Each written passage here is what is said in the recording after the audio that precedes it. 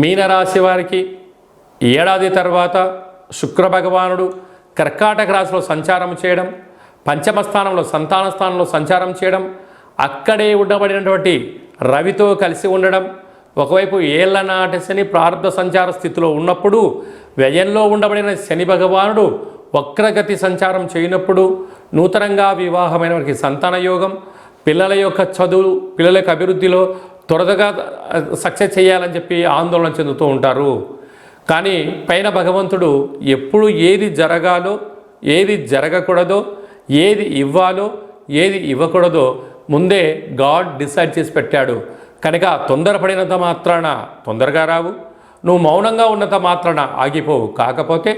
సకాలంలో తిండి, సకాలంలో నిద్ర, నువ్వు చేయాల్సిన పనిని సక్రమంగా చేయగలిగితే, అందుకే స్త్రీమాతకు పుణ్యం కొద్ది పురుషుడు, దానం కొద్ది బిడ్డలు అన్న సామెత